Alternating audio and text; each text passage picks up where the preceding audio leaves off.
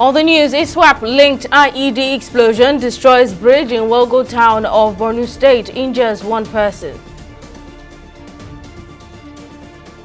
NNPCL announces successful River Niger crossing on AKK gas pipeline.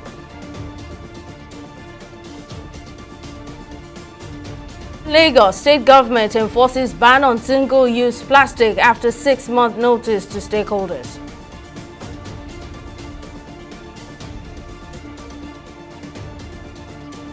Hello and welcome to News Now on TV360 Nigeria. I'm Simisola Atikun.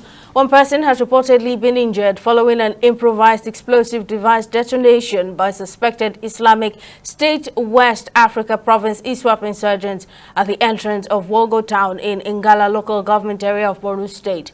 According to a counter-insurgency publication, Zagazola Makama, the first explosion occurred at approximately 9:30 a.m. on Monday. The incident reportedly involved a resident of Hausari Ward in Gamboru Ngala stepping on an IED while en route to Wolgo. Later that day at about 1:14 p.m. a second explosion was reported which destroyed the Abari Bridge along Wolgo Road, an essential route connecting Gamboru and Wolgo towns. The publication suggested that the attacks are part of a coordinated effort by insurgents to disrupt civilian movement and impede military operations in the region. And the government of St. Lucia has conferred one of its highest national honors, the Knight Commander of the Order of St. Lucia, on President Bola Tinubu in recognition of his exceptional leadership on the African continent, his commitment to advancing South-South cooperation, and his efforts at rekindling cultural, historical, and diplomatic ties with the Caribbean.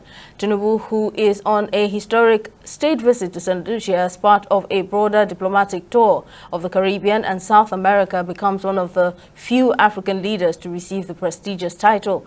Tinubu also proposed creating a joint commission or political consultation agreement to guide structured cooperation within the Organization of Eastern Caribbean States. It cannot be more thrilling and more exciting and welcoming than that. You are great people. I thank the Prime Minister, thank the Excellency, the Governor General, for seeing me worthy of this honor and this night in particular. Thank the police band for their rhythm. Thank every one of you for the warmness. I addressed the Parliament earlier today. I made some promises, particularly to improve in our connectivity. Today is indeed a historic occasion for us. In particular, our many St. Lucian brothers and sisters whose ancestors were rudely torn from their tribal homelands in Africa and deposited on these shores centuries ago.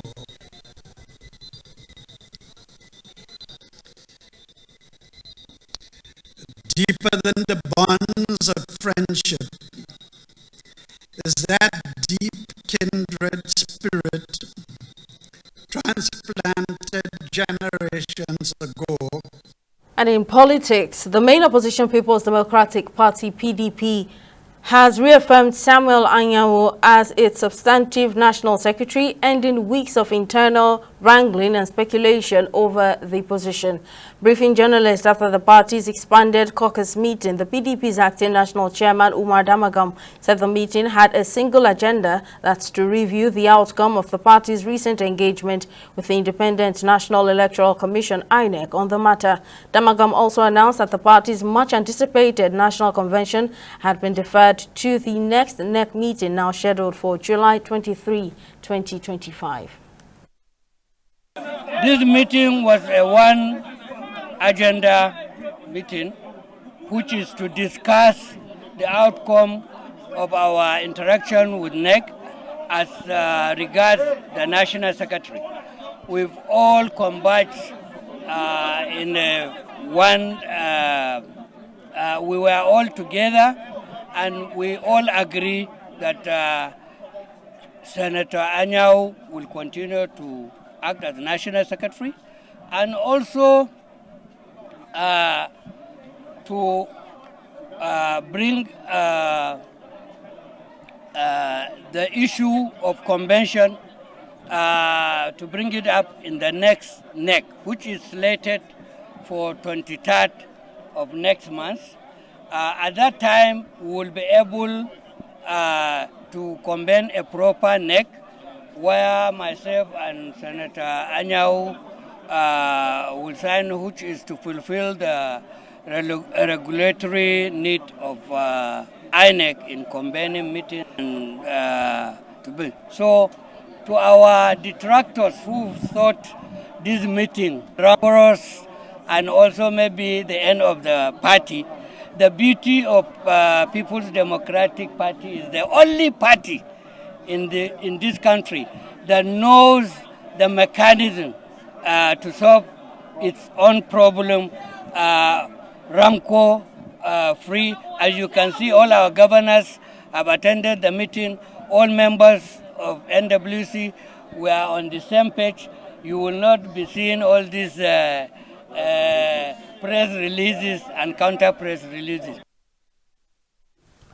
To other matters, the Nigerian Senate is urging a rapid shift towards tech-driven education and healthcare in the country. At a public hearing in Abuja, Senator Montari Daduntse, who chairs the Committee on Tertiary Institutions and TET Fund, assures that with AI and robotics transforming global healthcare, Nigeria can't afford to be left behind. TV360's Folashade Olusegun completes the report. The public hearing held by the Senate Committee on Tertiary Institutions and TET Fund focused on 6 key bills aimed at establishing or upgrading federal universities across Nigeria.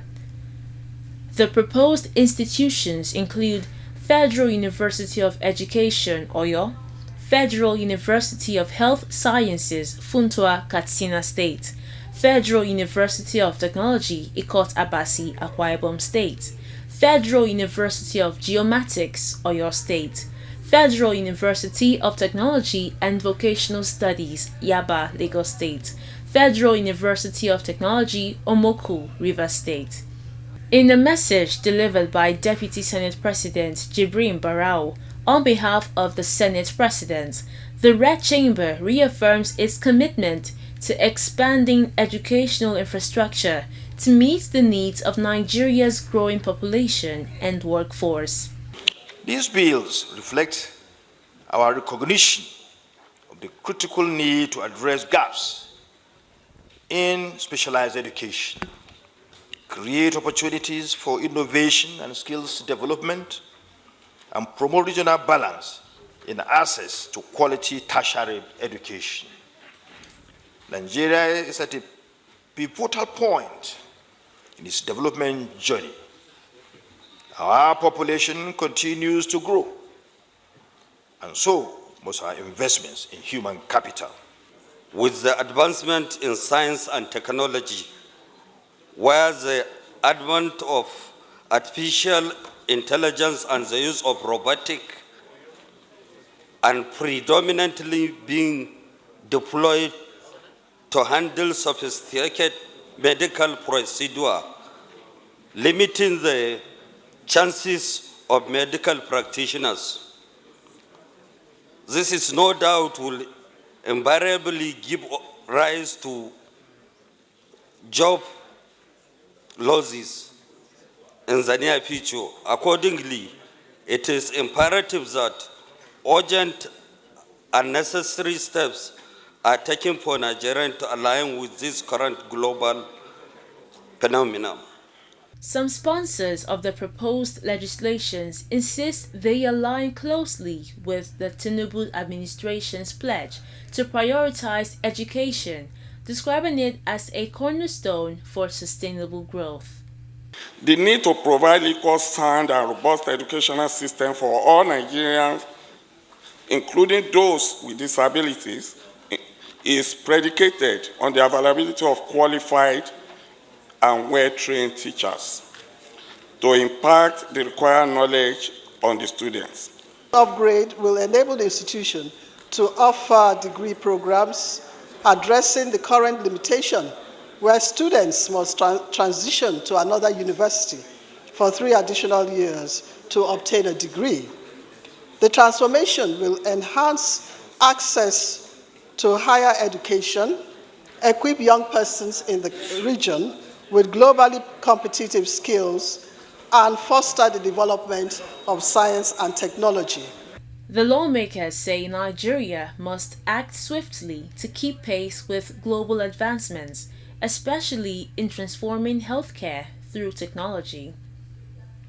After issuing a 6-month notice to stakeholders, the Lagos State government has commenced enforcement of its ban on single-use plastics.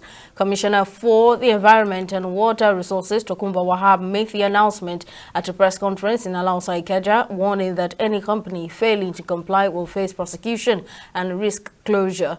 Wahab affirmed that the government will not yield to pressure to postpone the enforcement, emphasizing that the ban is a crucial step towards reducing the volume of waste generated across the state and easing the burden on landfill sites.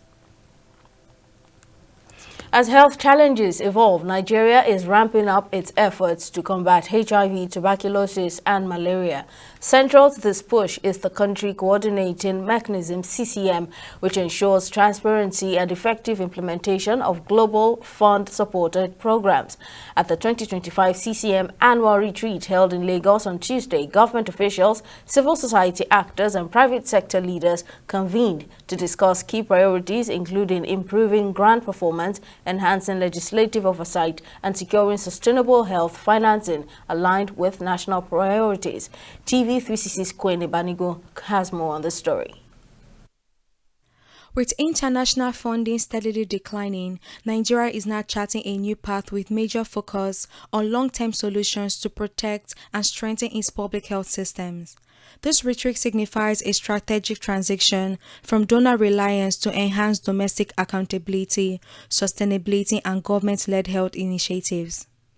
Senior health officials, including Director General of NAFDAC and the Commissioner for Health of Ekiti State, reaffirms their commitment to the transparent and effective implementation of health programs.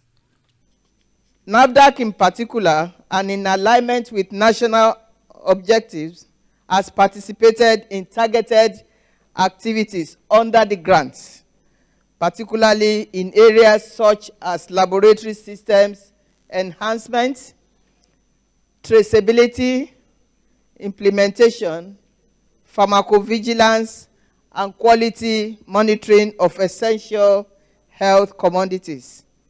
We've received, and we heard from the Global Fund, over $4 billion that's come into the country. But we've also seen some impacts. HIV prevalence has come down significantly.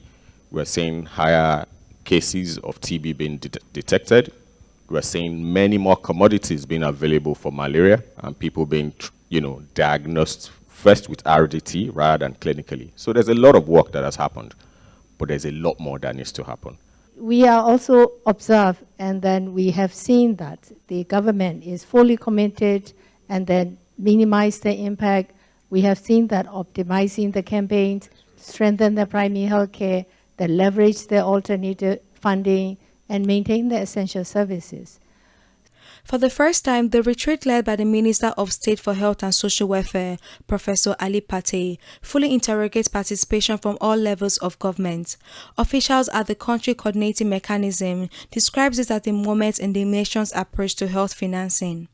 They underscore the urgent need to reduce the out-of-pocket health expenditures and to ensure that the vulnerable and insured populations are not left behind.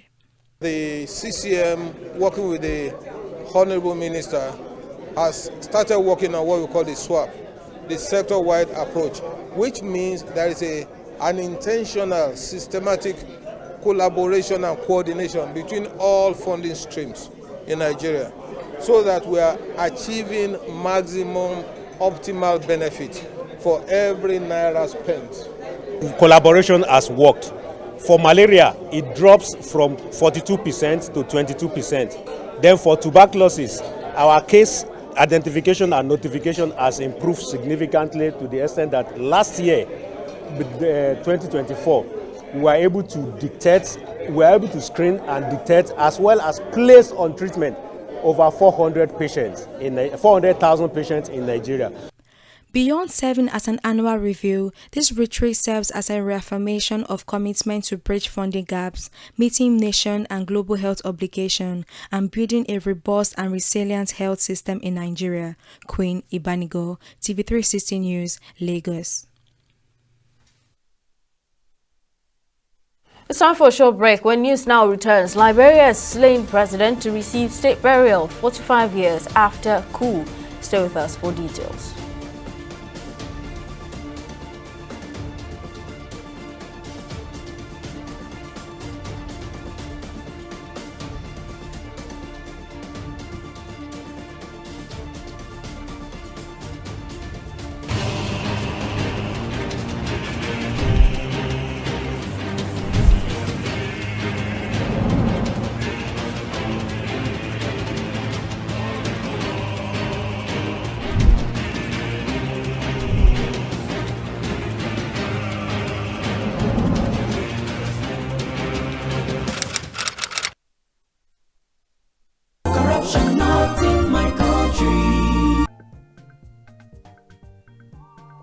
Cut. All right. What's your name again? Kemi? Yes, sir. Good. Are you ready for us for next week? Yes, sir. Next. No, sir. No. What? Look, what we need here is one who can speak fluent English. Give her a chance. I need a angel to hold me. Hold me, my beautiful angel. Cut! It is angel, not angel. Please, I'm done with you. Excuse us. Kemi was far better. It's not about our rendition. It's not about our performance here. By the time she and her friends join us in our hotel rooms, you will know how far. Can I have her phone? She has a robust profile. Real robust profile. I do not undercut professional ethics. It is an act of corruption. Not in my country. Corruption not in my country. Stop corruption.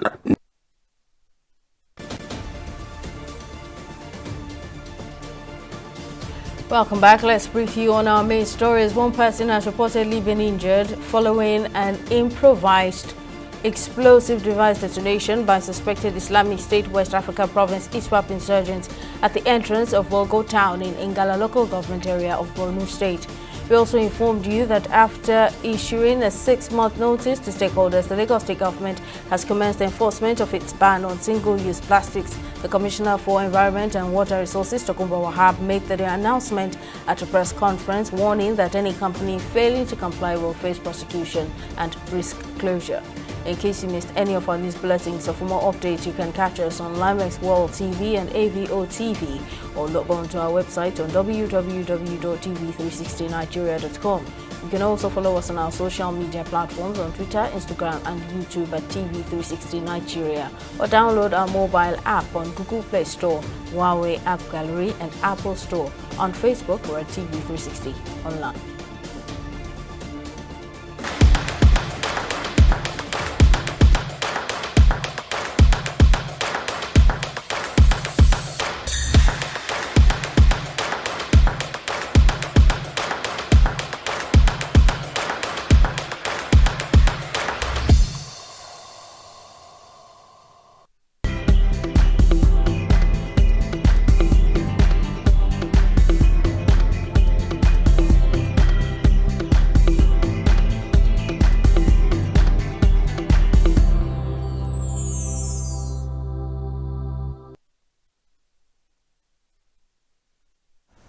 Let's now switch to business news. Tamilore Akinkwoliye has the latest. Over to you, Tamilore. Thank you.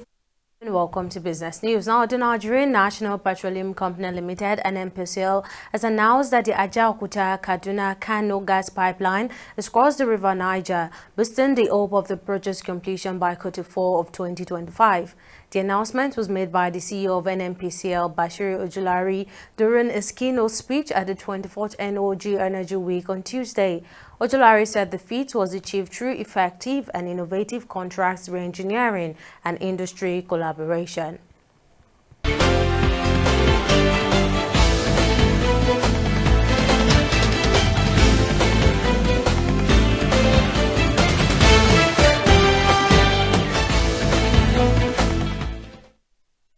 Corruption not in my country.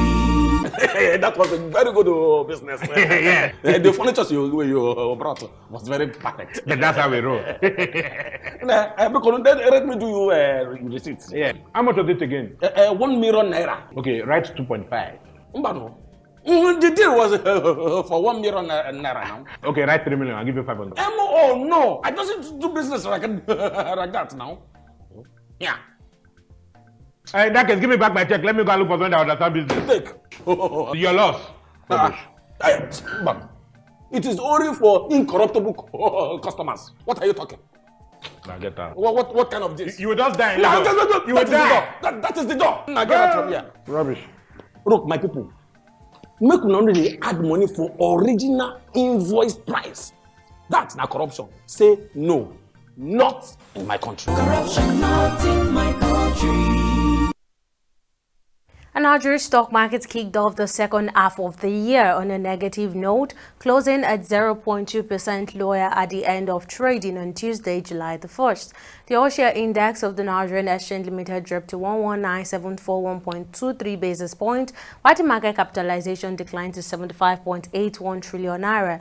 The bearish performance was largely driven by losses in key stocks such as Pizza Cuisine, which dropped from 38 naira to 35, shedding 3 naira. Similarly, University Press also saw a share price dip from 5 naira 60 kobo to 5 naira 4 kobo, reducing by 56 kobo. Now, despite this red close, trading activities remained robust. Investors exchanged 527 million volumes of shares, valued at over 11.2 billion naira across 21,546 deals. On the global front, it was another mixed trading day, but the pattern flipped. This time, the UK FTSE posted gains, closing in the green unlike yesterday, while the US Dow Jones and Japan's Nikkei both ended in the red. Now, turning to the currency market, there was a notable movement in the black market after weeks of relative stability. The naira traded at 1,570 naira to the dollar, 2,165 naira to the British pound, and 1,800 to the euros, making both gains and losses across different foreign currencies. And that's it on both business and stock market updates. Back to you, Simi, for the rest of the news. Thank you very much, Tamilore. Liberia plans to hold a symbolic reburial for former President William Tolbert, 45 years after he was assassinated during a military coup and his body believed to have been dumped in a mass grave. 10 days after Tolbert's death, 13 of his cabinet members were executed by firing squad on a beach near an army barracks in Monrovia following trials widely condemned as lacking due process. Although the remains of the 14 individuals have never been recovered, each will receive a state burial in a ceremony attended by President Joseph Boakai and other dignitaries. The event is viewed as an act of national reconciliation and a step towards helping Liberia come to terms with its violent past. In Britain, as part of efforts to modernize and reduce costs, King Charles III is set to end the monarchy's use of the royal train as dating back to the Victorian era. According to the royal family's annual financial report released on Monday, the King's treasurer, James Chalmers, keeper of the private purse, announced that 2 helicopters will now be used to transport members of the royal household, while the 9-carriage train will be decommissioned starting next year. And Ghanaian police have announced the rescue of 76 citizens who were trafficked to Nigeria through a fraudulent recruitment operation. The victims, primarily young men, were lured with false promises of football contracts with top international clubs, overseas job opportunities and visa assistance. Upon arrival, their travel documents and mobile phones were confiscated and they were confined to overcrowded accommodations in poor conditions. According to police, the victims were coerced into contacting their families to solicit approximately $1,000 under the pretense of paying for training or facilitation fees. And over 20 young boys and girls participated in a one-day event organized by the Thomas Ogurinde Table Tennis Clinic held at the Knock-Up Hall of the National Stadium in Lagos. The clinic is designed to engage youth, provide them with positive opportunities, and help address social challenges through sports. Stakeholders of the initiative have urged the government to invest in developing sports infrastructure across the country.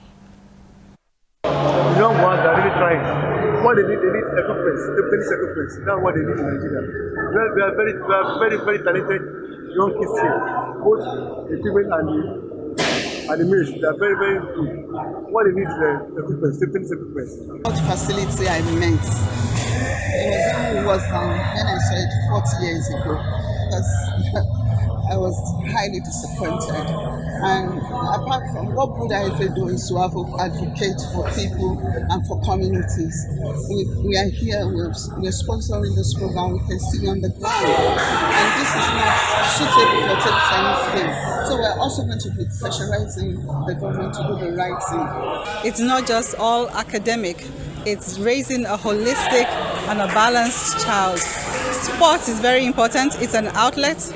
And I've used it in my past as an incentive and also a reward for my children, especially my son, to do better in other areas. So I'm glad to partner with my sister, Brother Life, on this because many students need the opportunity. We have the skill. And also, I grew up in Surulere, and as a child, we played table tennis. Not with a proper table, we made way whatever board. 12 of us rotating and playing table tennis just for the fun of it. So this is something close to my heart. That wraps up News Now. Thank you very much for watching. We'll see you again next time.